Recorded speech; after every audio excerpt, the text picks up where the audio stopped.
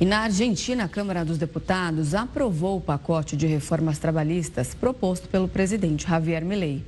Ao todo, foram 142 votos a favor, 106 contra e 5 abstenções. Apesar do projeto ter sido aprovado, os parlamentares reduziram o número de artigos, passando de 60 para 17. A nova lei exclui 2 empresas estatais importantes do programa de venda para a iniciativa privada. O governo desistiu de vender o Banco da Nação Argentina e a companhia aérea Aerolíneas Argentinas.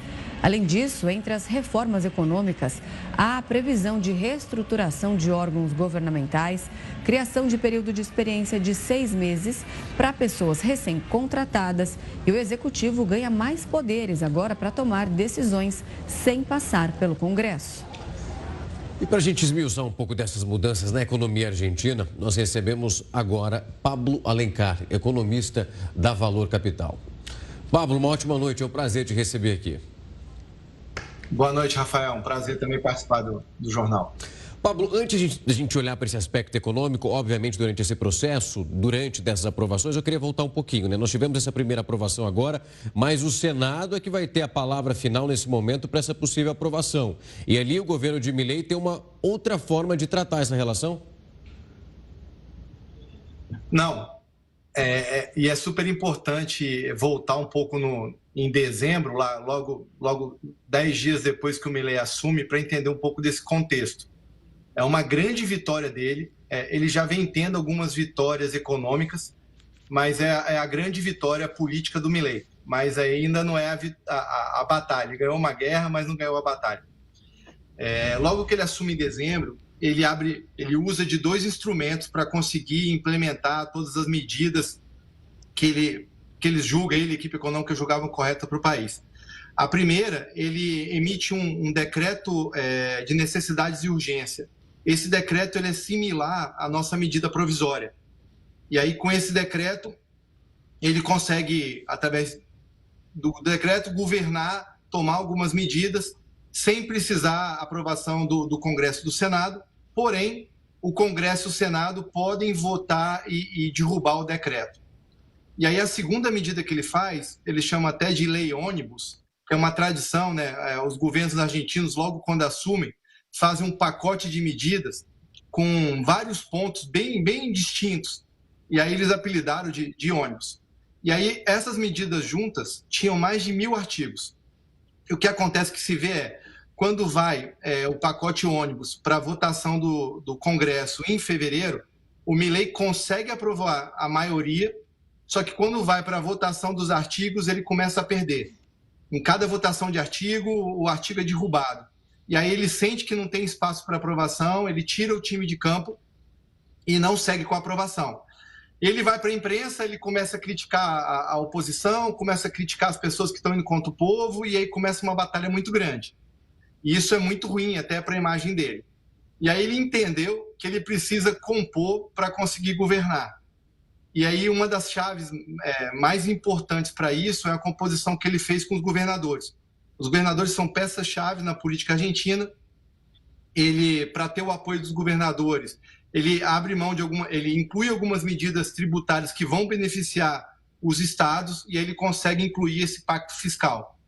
Com o apoio dos governadores, ele voltou agora para aprovação e aí conseguiu no Senado aprovar tanto a medida principal, mas muito desidratada.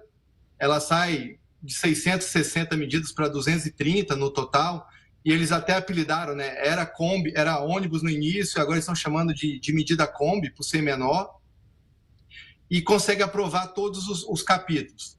Só que essa batalha agora vai para o Senado, e o grande objetivo do Milei é ter isso aprovado até o dia 25 de maio, que é uma data muito importante na Argentina, que é o Dia da Pátria, lá da Revolução Argentina de 1810.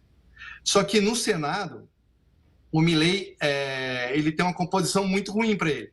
São 37 senadores que precisam aprovar a medida. Ele tem 7 senadores e mais 6 do Macri que apoiam ele. E pelo que foi apurado, eles têm mais ou menos 11 votos da oposição, que ainda são insuficientes para os 37. Então, conseguiu uma vitória hoje, mas começa uma grande batalha agora até a aprovação no Senado. e a homologação do pacote. Pablo, por enquanto que a gente tem na Câmara, então, essa aprovação, que mais gerou ali debate, discussão entre os congressistas, foi aquela questão que concede superpoderes ao Executivo por um ano. Quer dizer que, nesse tempo, Milei, ele pode tomar decisões ali em vários setores e sem nada passar pelo Congresso. Ele pode determinar as leis, é isso que a gente entende? Renata, essa é uma medida comum que já foi usada na Argentina. O Alberto Fernandes, o ex-presidente, já usou desse artifício. Inicialmente no projeto, eram 11 áreas do governo que ele ia poder governar sem consultar o Congresso, e aí depois, para que o Congresso aprovasse, agora eles saíram de 11 para 4. Então ele vai poder atuar em área administrativa, área econômica, financeira e energética.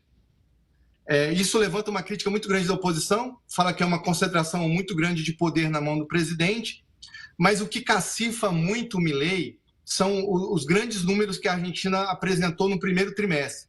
Lembrando que ele assumiu em dezembro, né, no final de dezembro. Então, no primeiro trimestre desse ano, a moeda argentina, o peso argentino, foi a moeda do mundo que mais se valorizou. Ela valorizou 25% em relação ao dólar.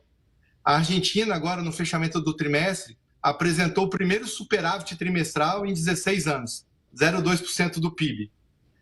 O Banco Central da Argentina, pelo desempenho da economia, está indo tão bem, só no mês de abril ele cortou 2 vezes a taxa de juros. A taxa de juros 0,80 caiu para 70 e depois cortou de novo de 70 para 60. O Banco Central argentino está conseguindo recompor reservas cambiais em dólar. Então, toda essa força da econômica está dando uma força para ele brigar politicamente para aprovar, com algumas restrições. Na verdade, eles estão tentando chegar sempre no meio termo, né? Ele queria muito e as pessoas, o Congresso, a população, principalmente a população de oposição, não queria dar nada, mas acho que pelos ganhos econômicos que eles vão tendo, vai chegar no meio termo que permita ele ter mais um pouco de avanço. Pablo, quando a gente olha em relação esse projeto, ele foi sendo desidratado ao longo dessas negociações, aí tinha um ponto também que chamava muita atenção, que era justamente a isenção de multas envolvendo as empresas privadas em algumas contratações, se alguma irregularidade ali ela fosse localizada. Esse ponto, ele foi perdendo força dentro desse processo de conseguir ter um número maior de votos, ele permanece ali? Ele continuou, foi um ponto muito criticado. E o que ele visa muito, assim, estão chamando até de uma mini reforma trabalhista. Eu acho que assim, o governo tem que andar muito ainda para conquistar, fazer medidas muito mais estruturais, mas o Milei ficou muito otimista com que essa desidratação, porque ele conseguiu chegar em alguns pontos que ele acha muito importante. E os principais pontos são tirar um pouco do inchaço do governo, e, do outro lado, permitir que as empresas consigam ser mais competitivas, com menos impostos, menos taxações, menos obrigações na hora de contratar um funcionário, e, principalmente, esse ponto que você trouxe também, abrindo mão de algumas multas que haviam sido aplicadas antes. Nós conversamos com o economista Pablo Alencar. Pablo, muito obrigada pela entrevista. Uma boa noite. Até a próxima. Obrigado. Boa noite. Boa noite.